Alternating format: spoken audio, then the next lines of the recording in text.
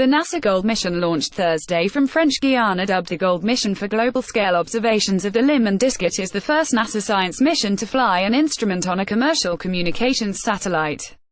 It launched at 5:20 p.m. ET today from French Guiana, the agency said.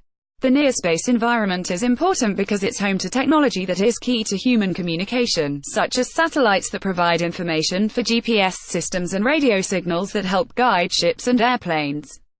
It's also where astronauts live on the International Space Station. The mission will examine the response of the upper atmosphere to force from the Sun, the magnetosphere and the lower atmosphere. Learning more about the ionosphere, part of Earth's upper atmosphere where the Sun's radiation collides with gas that breaks into electrons and ions, is key. This dynamic environment is always changing and could easily garble radio signals coming through our atmosphere. The mission will be able to see how exactly it affects our day-to-day life. GOLD will seek to understand what drives change in this region where terrestrial weather in the lower atmosphere interacts with the tumult of solar activity from above in Earth's magnetic field, NASA said in a statement. Resulting data will improve forecasting models of space weather events that can impact life on Earth, as well as satellites and astronauts in space.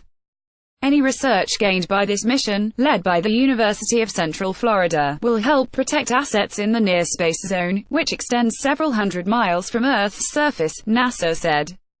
For years, scientists have been able to study Earth's upper atmosphere in detail, using ground-based observations as well as low Earth orbit missions.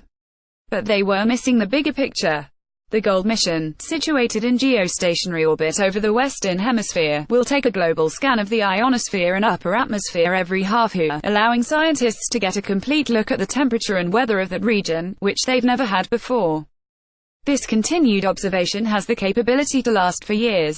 Richard East, principal investigator for the GOLD mission, said that the constant monitoring will allow for observations of other phenomena, such as the effects of solar flares. The mission is also studying a relatively new area of scientific research. Previously, it was believed that the upper atmosphere was affected primarily by the Sun's radiation, which creates space weather. But there is growing evidence that it's also affected by what's going on below, like the weather on Earth. Tsunamis create waves in the air, and they move upwards, which could cause changes at the boundary between Earth and space, said Sarah Jones, GOLD mission scientist. GOLD is studying how to tease out effects of Sun above and Earth below.